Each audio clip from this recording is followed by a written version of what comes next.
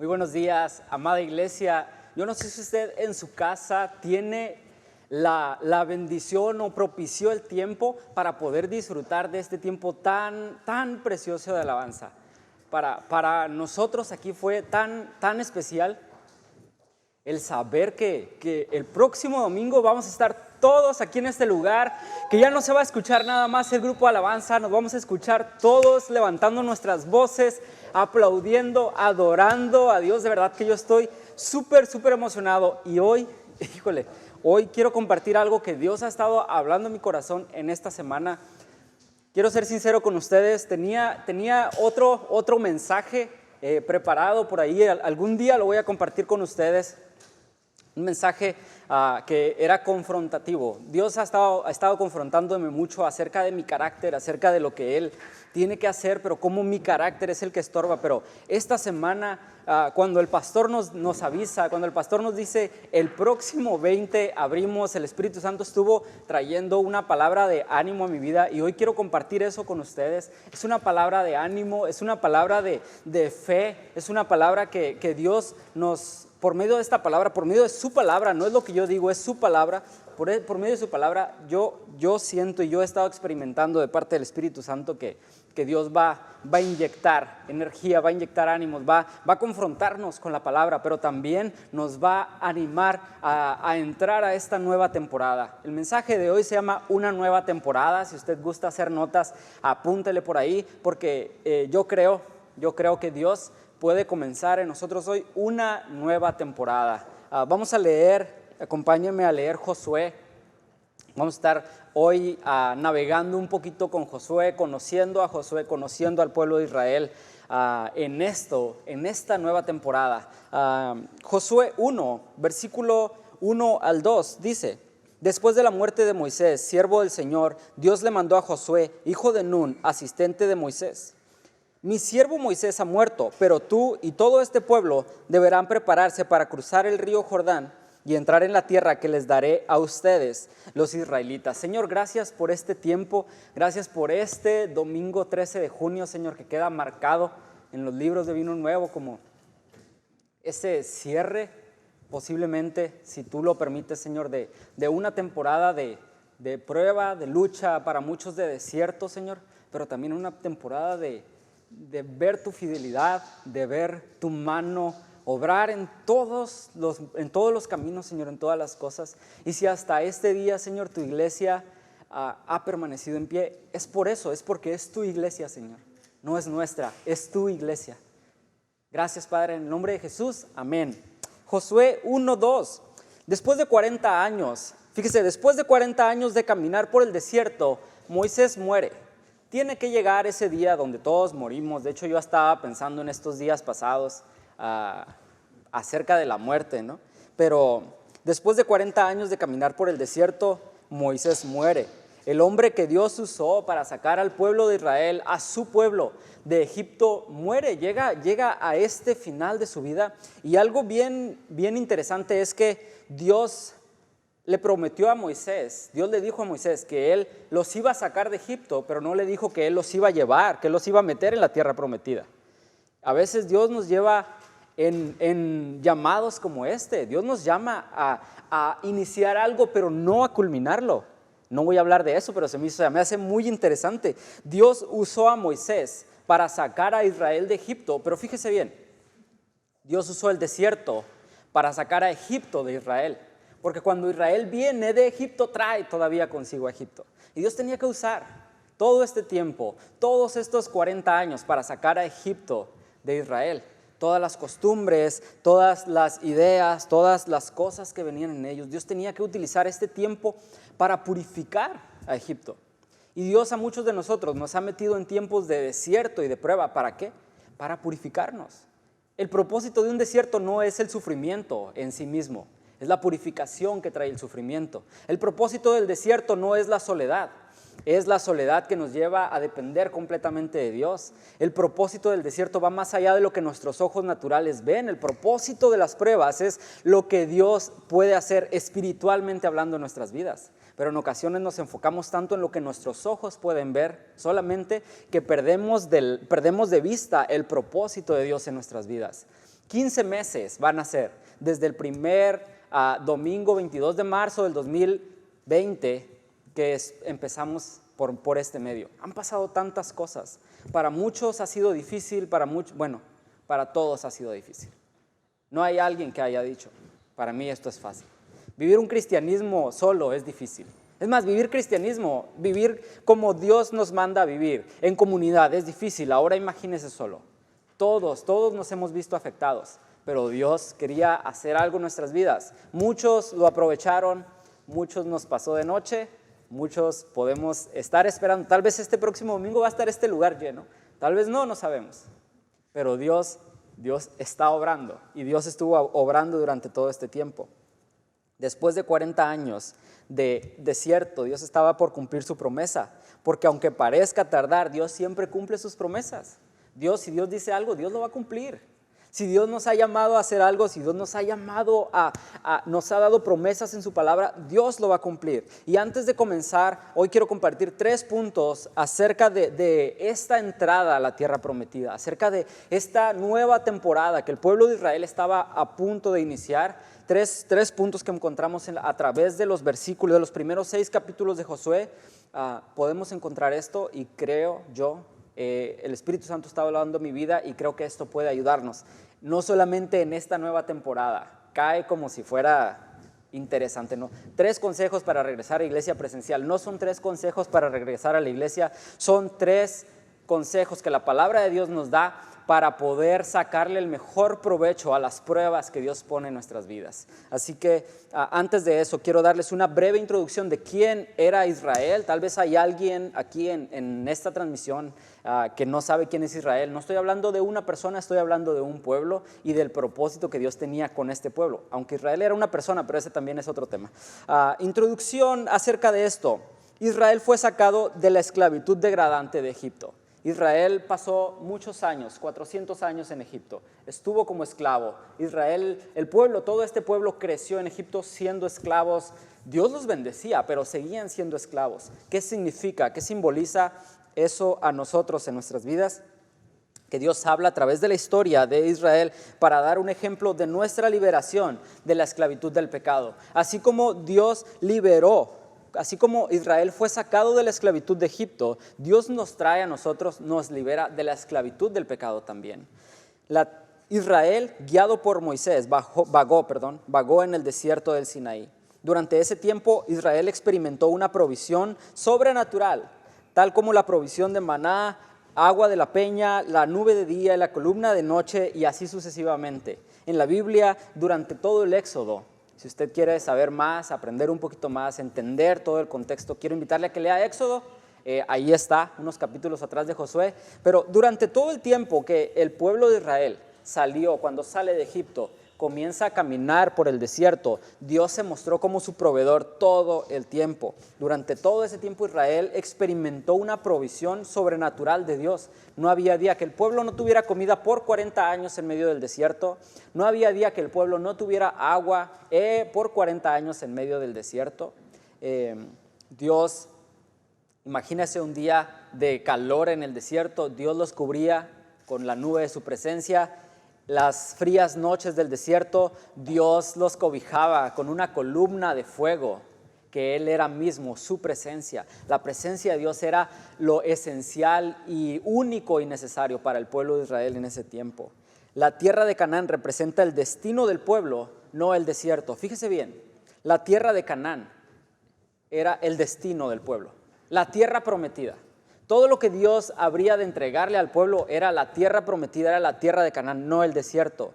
Y a veces cuando Dios nos lleva de temporada en temporada, creemos que lo que Dios tenía para nosotros era desierto, pero no es así. En nuestra vida cristiana fuimos sacados del pecado para que fuéramos introducidos a una vida abundante que Jesús nos prometió. El desierto nunca es el destino permanente de Dios para nosotros. Las pruebas y las tribulaciones no son. Tal vez esta vida vamos a vivir en tribulación, pero hermanos, esta vida no es la promesa de Dios, es la vida venidera. Es el reino inconmovible de Jesucristo, es lo que Él ha prometido después de esto. Aquí estamos de paso, aquí solamente estamos de paso para conocer, para enamorarnos de nuestro Creador y poder vivir una vida que le agrade a Él. solo estamos de paso. Y cuarto punto de nuestra introducción, que estos no están apareciendo en su pantalla, pero cuarto punto de nuestra introducción es que Josué, este hombre que llevaría al pueblo de Israel a cruzar el río y a poder entrar en la tierra prometida, es una imagen de Jesús. Es como esa representación de lo que Jesús hace en nuestra vida. El nombre griego de Jesús proviene de Josué, que no me acuerdo ni le voy a decir cuáles son las pronunciaciones griegas o hebreas o lo que sea, pero sus nombres son idénticos, Jesús y Josué. Josué cruzó al pueblo a la tierra prometida. Jesús nos lleva a nosotros de la esclavitud del pecado a la vida abundante que Dios ha prometido para nosotros. Lo que Israel recibió en la tierra prometida, ellos lo recibieron por mano de Josué. Lo que sea que recibimos de Dios, lo recibimos a través de Jesús, de Yeshua, de nuestro Salvador, de nuestro Mesías. Y ahora viene la tierra prometida, lo que parecía que nunca iba a llegar, ese momento que, imagínese usted, 40 años caminando en el desierto, 40 años siendo, híjole, si usted lee, si usted conoce la historia del pueblo de Israel en Éxodo, es queja tras queja, es rebelión tras rebelión, es milagro tras milagro y manifestación del poder de Dios, pero un pueblo testarudo que no quería, que se resistía al trato de Dios, pero estaban a punto de entrar, estaban a punto. En el capítulo, en el versículo que leímos al inicio, versículo 2, Josué 1:2 dice: mi siervo Moisés ha muerto, ahora pues levántate y pasa este Jordán, tú y todo este pueblo, a la tierra que yo les doy a los hijos de Israel. Si se fija, o si usted recuerda, cuando Dios le promete a Moisés, le dice: a la tierra que te mostraré. A Abraham le dice: a la tierra que te mostraré. Les habla de lo que habrá de mostrarles. Pero a Josué ahora no les dice: a la tierra que les daré, le dice: a la tierra que les doy. Se estaba cumpliendo esta promesa. Pero estaban a punto de ocurrir algo que tal vez el pueblo de Israel no se esperaba. Vamos a ver qué es eso. Y es aquí donde le digo que podemos aprender 3 cosas de la entrada de Israel en este nuevo proceso, en esta nueva temporada de la tierra prometida. Y el primer punto que quiero compartir con ustedes que podemos aprender es preparación. Siempre debe haber una preparación. Cada conquista requiere preparación. Vamos a leer Josué 3. Versículo 1, Josué 3:1 dice: muy de mañana, Josué y todos los israelitas partieron de Sitín y se dirigieron hacia el río Jordán, pero antes de cruzarlo acamparon a sus orillas. Fíjese lo que dice este versículo: acamparon, justo antes de cruzarlo, acamparon. ¿Qué estaban esperando? ¿Por qué acamparon antes de cruzar el río? ¿Qué esperaban? O sea, ¿qué estaba pasando? Porque el pueblo de Israel estaba a punto de entrar. Tenían 40 años caminando, pero ¿por qué deciden acampar? Bueno, me imagino que no pueden ir caminando todo el tiempo, pero una cosa es detenerte, descansar una noche y luego seguir. Pero acampar implicaba sentar el campamento, levantar las carpas, hacer como realmente establecer un lugar. Y ahí estaban acampando. Y mi pregunta es: ¿qué estaba pasando en los pueblos del otro lado del Jordán? Porque conocemos hasta este momento la historia de Israel, de qué es lo que están haciendo ellos, cómo están avanzando, qué es lo que está ocurriendo, pero del otro lado, ¿qué está ocurriendo? En los pueblos que van a conquistar, porque Dios ya les dio esa tierra. Dios le dijo a Josué: prepárate y van a entrar a la tierra que yo les doy, no que les daré, que yo ya les di, que yo les doy.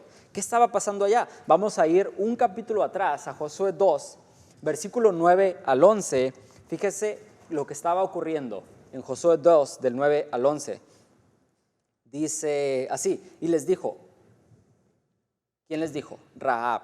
Si usted quiere saber quién es Rahab, pues ahí léase el capítulo 2 completo, se lo dejo de tarea. Y les dijo Rahab: yo sé que el Señor les ha dado esta tierra y por eso estamos aterrorizados, subraya ahí, aterrorizados. Todos los habitantes del país estamos muertos de miedo ante ustedes. Esa era la situación de una de las primeras ciudades que el pueblo habría de conquistar. Estaban muertos de miedo, pero fíjese por qué estaban muertos de miedo. Tenemos noticias de cómo el Señor secó las aguas del Mar Rojo para que ustedes pasaran después de haber salido de Egipto. No estaban muertos de miedo porque eran los mejores estrategas militares, sino por lo que el Señor estaba haciendo. Dice el 10 dice, tenemos noticias de cómo el Señor secó las aguas del Mar Rojo para que ustedes pasaran. ¿Cuántos años tenía el pueblo caminando por el desierto? Tenía 40 años. ¿Cuánto tiempo hacía que Dios había abierto el Mar Rojo para que el pueblo cruzara? 40 años. El tiempo que Israel tenía en el desierto era el tiempo que la noticia, ahora ya no era una noticia, era una historia, estaba marcado en los libros y todos los pueblos tenían miedo. Durante 40 años los pueblos estuvieron atemorizados. Dios se encargó de hacer eso. Durante 40 años no solamente forjó al pueblo, sino que fue infundiendo ese temor en los pueblos que habrían de ser entregados a Israel por más de 40 años. A veces parece que Dios no está haciendo nada, ¿verdad? A veces parece que Dios no está acomodando las cosas. A veces parece que, híjole, ¿cuándo me habrá de llegar un buen trabajo? ¿Cuándo mi relación con Dios va a crecer? ¿Cuándo esto? ¿Cuándo lo otro? Parece que Dios no está haciendo nada, pero Dios siempre está obrando. Dios siempre está obrando. 40 años después, esta mujer les dice, recordamos y sabemos que Dios abrió el Mar Rojo. ¿Por qué recordaban? Porque era algo que nadie más iba a poder hacer nunca. Nadie había hecho antes. ¿Quién abre el mar? Solamente el Dios de los ejércitos de Israel. Solamente nuestro Dios es el que es capaz de abrir el mar para que nosotros crucemos a ese proceso que Él quiere que nosotros entremos. ¿Para qué? Para crecimiento, para dependencia, para poder caminar en su voluntad. Por eso es la preparación. Pero seguimos leyendo, el versículo 11 dice, bueno, el 10, también hemos oído cómo destruyeron completamente a los reyes amorreos, Sihón y Og al oeste del Jordán. Por eso estamos todos tan amedrentados y descorazonados frente a ustedes. Yo sé que el Señor y Dios es Dios de dioses tanto en el cielo como en la tierra. Esa era la situación. Esa es la situación que estaban viviendo los enemigos de Israel, el pueblo que habría de ser conquistado. Eso es, había terror en ellos. Vamos a Josué 3:2, versículo 2. Dice, al cabo de 3 días, ya tenían 3 días acampando, al cabo de 3 días, los jefes del pueblo recorrieron todo el campamento con la siguiente orden. Cuando vean el arca del pacto del Señor su Dios y a los sacerdotes levitas que la llevan, abandonen sus puestos y pónganse en marcha detrás de ella. Así sabrán por dónde ir, pues nunca antes han pasado por ese camino. Deberán, sin embargo, mantener como 1 kilómetro de distancia entre ustedes y el arca. No se acerquen a ella. Híjole, ahí está lo que estaba ocurriendo en este lugar. Cuando vean, ¿qué es lo que los jefes del pueblo, cuando caminan por el medio del pueblo, les dice, cuando vean el arca del pacto, abandonen sus puestos y pónganse en marcha. Cuando vean que el arca del pacto va por el medio del pueblo, dejen lo que tengan que hacer, levanten sus cosas, sus tiendas, sus campamentos y pónganse en marcha. Recuerda qué es lo que llevaba, qué es lo que guiaba al pueblo de Israel durante su caminar en el desierto. Era una nube de día y una columna de fuego en la noche. Todo el tiempo ellos estaban siendo guiados por la presencia de Dios, representados ¿en qué? En una nube y en una columna de fuego. La presencia de Dios era lo que los movía. La historia, el Éxodo nos cuenta, y también en Deuteronomio lo podemos encontrar, que cuando la nube se detenía, el pueblo acampaba. Cuando la nube comenzaba a moverse, ellos avanzaban junto con la nube. No había un lugar al que no fueran ellos, sino eran guiados por la presencia de Dios. Fuego de noche, nube de día. Pero ahora ya no está Moisés, ahora ya no hay una nube, ahora ya no hay una columna de fuego, pero ¿qué es lo que hay? Ahora está el arca que representa la presencia de Dios, el arca que dentro de sí tiene las piedras de la ley, tiene el maná, una porción del maná de lo que Dios estuvo proveyendo todo el tiempo en el desierto, y tiene la vara de Aarón, aquella con la que se hicieron tantos milagros, con la que Dios hizo tantos milagros. En el Éxodo, en el desierto, el pueblo no se movía si la presencia de Dios no se movía, y ahora Dios estaba sentando lo mismo. Pueblo, no te mueves si la presencia de Dios no se mueve. Y sabe que eso debiera ser el estándar para nosotros. Si la presencia de Dios no se mueve, nosotros no nos movemos. Si la presencia de Dios es la que nos lleva a nuevos lugares, nosotros nos movemos. Pero guiados por la presencia de Dios, guiados por la voluntad de Dios. Así debiéramos de nosotros de movernos, pero en ocasiones es más fácil movernos de otras maneras, contemplando nuestra propia sabiduría, nuestra propia prudencia, los consejos de nuestros amigos cercanos, antes que la palabra o que la presencia de Dios, antes que la voluntad de Dios. El pueblo no se movía si la presencia de Dios no se movía. Y ¿sabe qué? Moisés tenía bien claro esto. No estamos hablando de Moisés ahora, estamos hablando de Josué. Pero Moisés dejó esto bien establecido. En Éxodo 33, versículo 15 y 16, dice de la siguiente manera. Está hablando Moisés con Dios. Dios le está diciendo, Moisés, tienes que ir, tienen que seguir, tienes que avanzar. Moisés se daba, lo voy a decir con esto y con cuidado, pero Moisés se daba sus tiros con Dios. Era amigo de Dios. La Biblia en Éxodo habla de que Dios consideraba a Moisés su amigo. Y Moisés era tan franco con Dios que le decía, no, yo no estoy de acuerdo con eso. Ese es tu pueblo, no es mi pueblo, así hay que ver qué haces con tu pueblo. Eso es lo que, así habla, era ese diálogo de Moisés con Dios. ¿A quién no le gustaría tener? Yo no sé si usted tiene un amigo así de que son bien amigos, pero se dicen las cosas como son. Así, no, yo no estoy de acuerdo contigo. No, no me estés molestando. Si quieres, hazlo, ya te di mi consejo. Si quieres seguirlo, hazlo. Si no, pues a ver qué pasa. Moisés no hacía eso con Dios, no era tan así de a ver qué haces con tu pueblo, pero sí le exponía su necesidad y le exponía sus pensamientos. Y en Éxodo 33:15, en uno de esos diálogos, Moisés le dice a Dios, no lo dijo literal así, pero bueno, primero lo voy a leer y después se lo voy a interpretar. Dice, o vas con todos nosotros, replicó Moisés, o mejor no nos hagas salir de aquí. Si no vienes con nosotros, ¿cómo vamos a saber tu pueblo y yo que contamos con tu favor? ¿En qué seríamos diferentes a los demás pueblos de la tierra? Híjole, me encanta este diálogo de Moisés con Dios, porque le dice, o vas tú o no vamos. O si no te mueves tú, nosotros ni nos pidas que nos movamos. Dice, mejor no nos hagas salir. Pero la pregunta que más me llamó la atención de este diálogo de Moisés con Dios es la última pregunta que le hace. Y le dice, ¿en qué seríamos diferentes a los demás pueblos de la tierra? Esa es la diferencia. Esa es la diferencia entre el pueblo de Dios y cualquier otro pueblo de este mundo. Iglesia, esa es la diferencia que el mundo necesita notar en nosotros. Que si la presencia de Dios no va con nosotros, no somos en nada diferentes a cualquier otro pueblo de este mundo. La iglesia, los hijos de Dios, deberíamos caracterizarnos porque lo que nos mueve no son corrientes políticas, que ha estado ahorita muy latente, todo esto. No son corrientes e ideologías, no son posturas escatológicas o ideológicas. Es la presencia de Dios.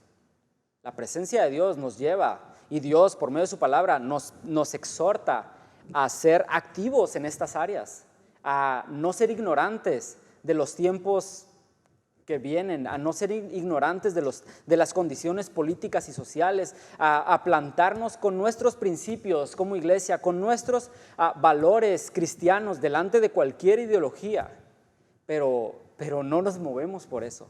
La iglesia se mueve por la presencia de Dios. Porque podemos, y aquí aplicamos esta pregunta que Moisés le hace a Dios, ¿en qué seríamos diferentes a los demás pueblos de la tierra? ¿En qué somos diferentes o en qué debemos ser diferentes? ¿En qué caminamos porque la presencia de Dios camina? ¿O nos detenemos porque la presencia de Dios se detiene? Eso es lo que debiera marcar nuestras vidas. ¿En base a qué estamos tomando decisiones cuando se trata de avanzar? ¿En base a qué? Experiencias, sentimientos, corazonadas, opiniones, en lo que dice uno, lo que dice otro. Me impacta, pero al mismo tiempo me da risa porque en redes sociales todos somos expertos en todo. Somos expertos en vacunas, somos expertos en guerras, somos expertos en política, somos expertos en todo. Pero al momento de avanzar, al momento de tomar decisiones, al momento de buscar a Dios, somos expertos en intimidad con Dios, somos expertos en leer la palabra, somos expertos en orar. ¿En dónde estamos poniendo nuestra mirada como iglesia? De esto se trata la preparación. Dios le estaba diciendo al pueblo, vas a cruzar, ya te entregué esos pueblos, pero prepárate. Y la mejor y la primera manera de poder prepararnos es siguiendo la presencia de Dios. Si la presencia no se mueve, nosotros no nos movemos. Josué 3:4 dice, así sabrán por dónde ir, pues nunca antes han pasado por ese camino. Nunca antes han pasado por ese camino. Así sabrán por dónde ir, pues nunca han pasado por ese camino. Nadie Nadie de esta generación pasó por una pandemia. Hace muchos años que no había una pandemia. Nadie en esta generación pasó por una pandemia nunca antes. ¿Y sabes por qué algunos nos perdimos en el camino? Porque no seguimos la presencia de Dios. Estábamos entrando a una nueva temporada y no nos dimos cuenta, porque tal vez estábamos muy enfocados en otras cosas. Estábamos enfocados más en el ministerio que en el Dios del ministerio, estábamos enfocados en la actividad, estábamos enfocados, es más, tal vez ni siquiera el ministerio, estábamos enfocados en otras cosas y la iglesia era simplemente un lugar dentro de nuestra agenda a la que acudíamos el domingo. La oración era ese momento ya como ritual que hacíamos minutos antes de comer o Señor, gracias por los alimentos, amén, y órale al sartén. Tal vez era eso. Nadie estaba preparado. Nadie. Por eso algunos nos perdimos en el camino, porque no seguimos la presencia de Dios. Pero Dios hoy nos está llamando y Dios hoy nos está poniendo en un semáforo rojo y nos está diciendo, hey, alto, vas a entrar a una nueva temporada en tu vida, pero tienes que prepararte. Y la mejor manera de prepararte es siguiendo la presencia de Dios. Quiero animarte a que esta semana, no porque el domingo vaya a ser algo sobrenatural o porque el venir a la iglesia vaya a transformar tu vida, Rosita bien lo dijo y lo hemos estado más de una persona hablando durante todos estos 15 meses pasados. La iglesia no va a transformar tu vida. Disculpa si tú creías que el venir a la iglesia iba a arreglar tus problemas o el venir a la iglesia iba a hacer que tú crecieras en tu intimidad con Dios. La comunidad nos ayuda a crecer. El tener amigos cristianos, el compartir tiempo en comunidad nos anima a muchos y claro que muchos lo necesitamos, lo anhelamos con todo el corazón. Pero venir a la iglesia no va a transformar tu vida. Si no hay una intimidad con Dios, si tú no estás siguiendo la presencia de Dios en tu vida, venir a la iglesia puede seguir siendo lo mismo que antes. Quiero animarte a que busques la presencia de Dios, que veas este tiempo como algo que Dios te está permitiendo experimentar para depender completamente de su presencia, para depender de lo que Él tiene para tu vida, no de situaciones externas. Ese es el punto número 1, preparación. Punto número 2, santificación.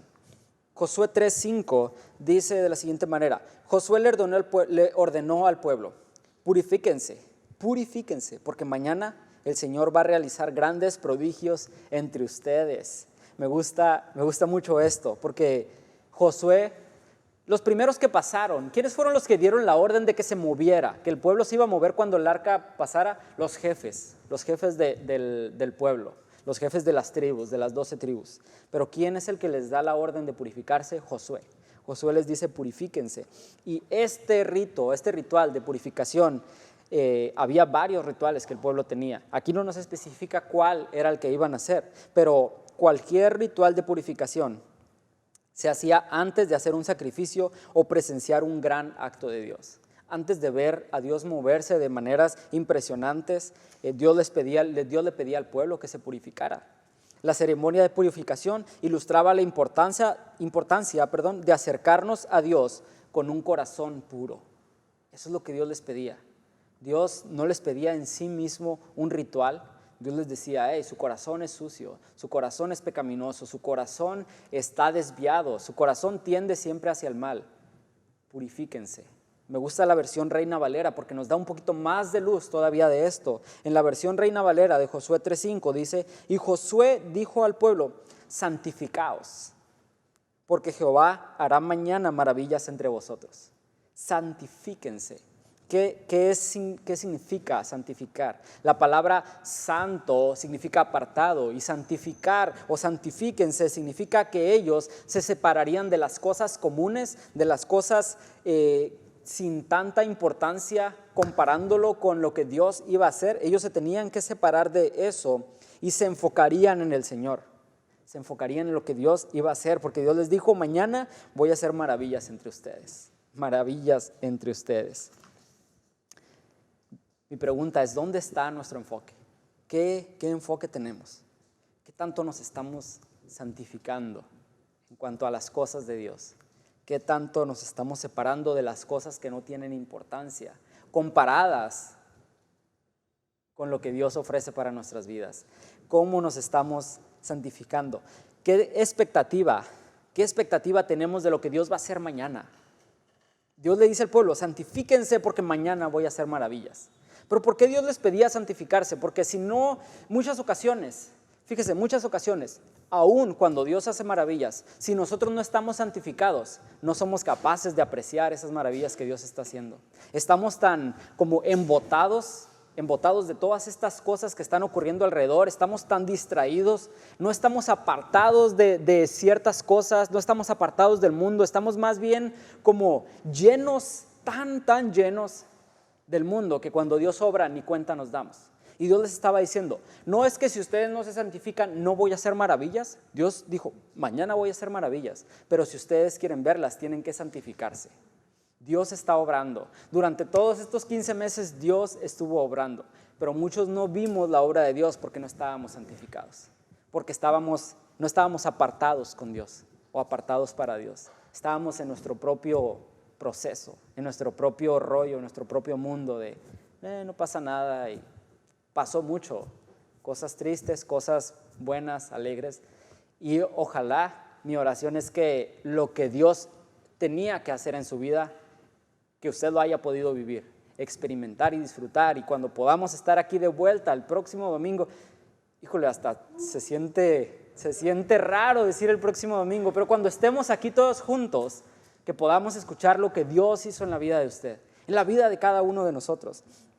Josué 3, versículo 14 al 17, dice de la siguiente manera: tan pronto como los sacerdotes que llevan el arca del Señor, soberano de la tierra, pongan pie en el Jordán, las aguas dejarán de correr y se detendrán formando un muro. Cuando el pueblo levantó el campamento para cruzar el Jordán, los sacerdotes que llevaban el arca del pacto marcharon al frente de todos. Ahora bien, las aguas del Jordán se desbordan, en el tiempo de la cosecha. Solo para que sepamos cómo eran las aguas del Jordán. Uno de los ríos más grandes del mundo, uno de los ríos que alimenta y que llena de agua toda la región del desierto, se desborda. Era un río realmente grande.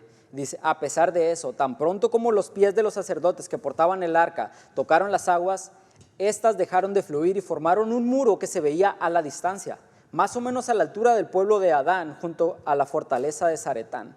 A la vez, dejaron de correr las aguas que fluían en el mar del Arabá, es decir, el mar muerto. Y así el pueblo pudo cruzar hasta quedar frente a Jericó. Por su parte, los sacerdotes que portaban el arca del Señor permanecieron de pie en terreno seco, en medio del Jordán, mientras todo el pueblo de Israel terminaba de cruzar el río por el cauce totalmente seco. El Señor estaba haciendo maravillas, era imposible negar que el Señor estaba haciendo maravillas. ¿Acaso no puede hacer nuestro Dios maravillas? A lo largo de toda la Biblia y en nuestras propias vidas vemos cómo el Señor hace maravillas. Me encanta y me encantó durante todos estos 15 meses que hemos estado teniendo estos tiempos de oración aquí, escuchar testimonios de sanidades, de milagros, de cómo Dios protegió, cómo Dios sanó, cómo Dios levantó, cómo Dios hizo tantas y tantas cosas. ¿Por qué? Porque nuestro Dios sigue haciendo maravillas. Josué 4:24 dice de la siguiente manera: esto sucedió, ¿esto qué? Todo el cruce del pueblo por el río Jordán, y de esa manera Dios pudo haberles dicho, van a construir un puente para cruzar el río Jordán. Pudo haberlo hecho, pero a Dios le plació secar ese río y que pudieran pasar. Así como secó el mar, así secó un río también. ¿Por qué? Dice el versículo 24 de Josué 4, esto sucedió para que todas las naciones de la tierra supieran que el Señor es poderoso y para que ustedes aprendieran a temerlo para siempre. Para que sepamos quién es Dios. Básicamente, Dios hace sus maravillas, Dios hace milagros, Dios hace esos despliegues de poder. ¿Para qué? Para que todos sepamos quién es Dios, para que los pueblos que no lo conocen puedan conocerlo, y para aquellos que ya lo conocemos, cada vez crezcamos más en temor de Dios. Por eso Dios estaba haciendo estas maravillas. Josué 5:1 dice de la siguiente manera: en efecto, un gran pánico invadió a todos los reyes amorreos que estaban al oeste del Jordán. ¿A dónde iban a cruzar? Al oeste del Jordán. ¿Qué fue lo que pasó después de todo esto? Un gran pánico invadió a todos. y a los reyes cananeos de la costa del Mediterráneo.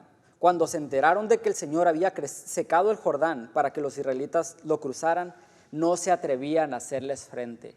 No se atrevían a hacerles frente. Las condiciones estaban mejor que nunca. Dios ya los había permitido cruzar. Ellos estaban listos. Imagínense el furor de toda la gente del ejército de Israel, de todos esos miles de hombres que habían sido preparados durante 40 años en el desierto, todos con la euforia, todo lo que da, y diciendo, sí, vamos a conquistar, ya vamos a empezar y vamos a destruir a todos los pueblos porque Dios ya nos los entregó.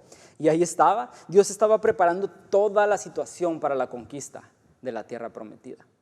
Dios había preparado toda la situación.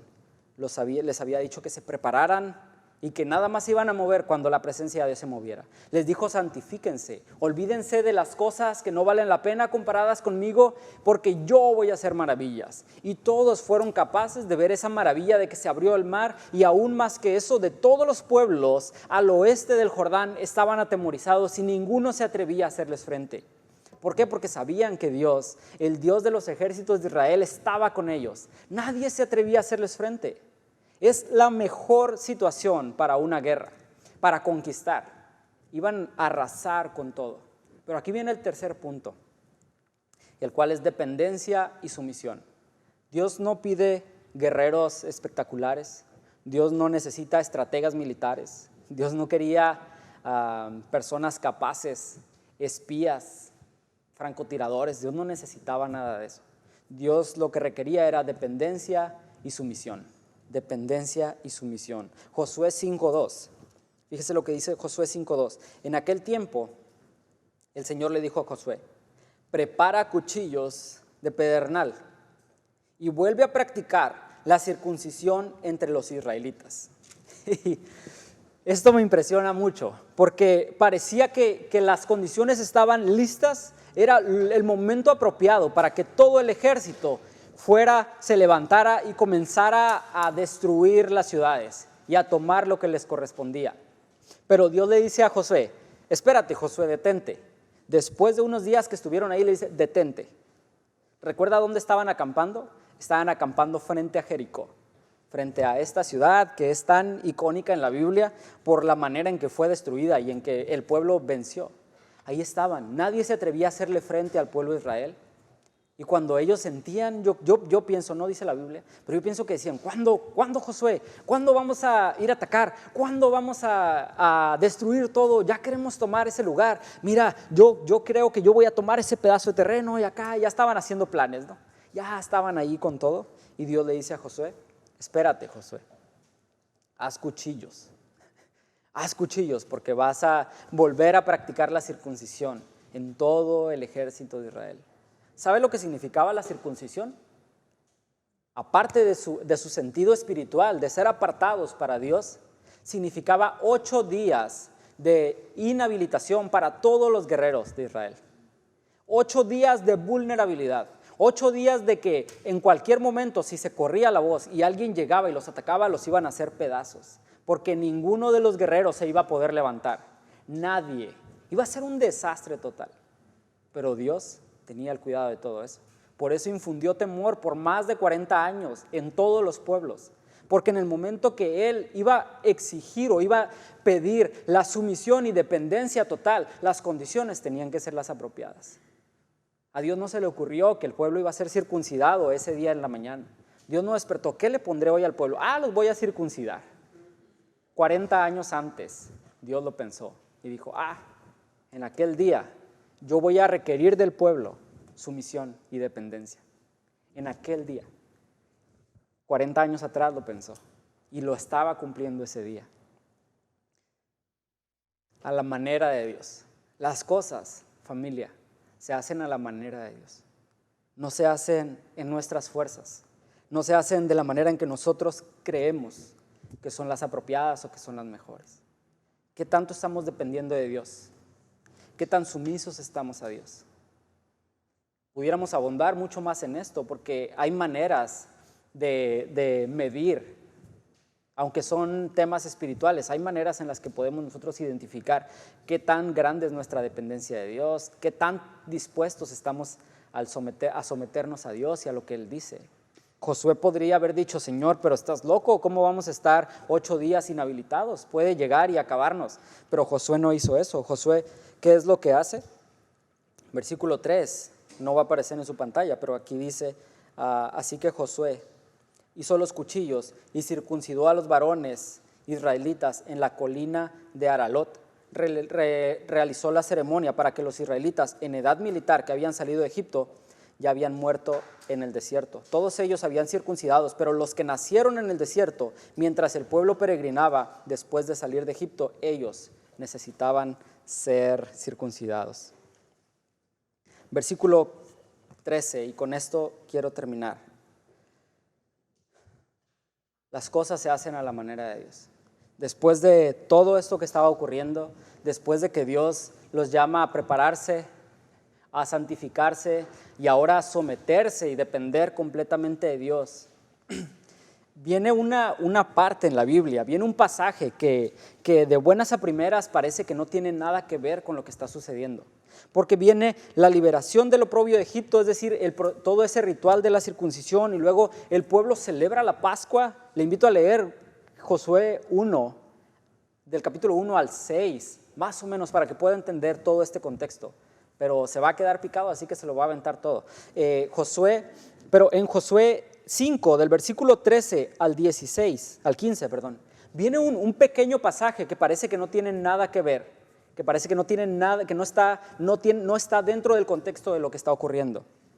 Dice, cierto día Josué, versículo 13, capítulo 5, versículo 13. Cierto día Josué, que acampaba cerca de Jericó, levantó la vista y vio a un hombre de pie frente a él, espada en mano.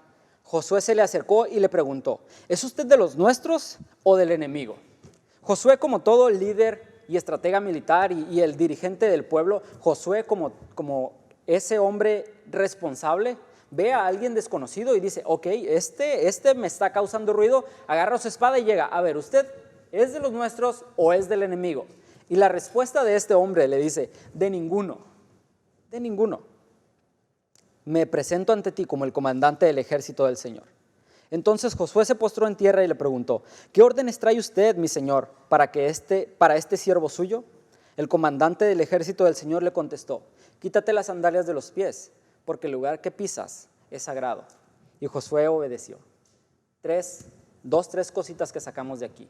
3 minutitos. Pido 3 minutitos más de su atención.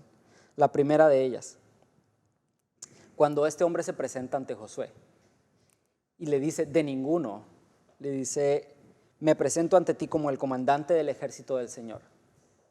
Josué se postra en tierra delante de él. Josué reconoce ante quién estaba.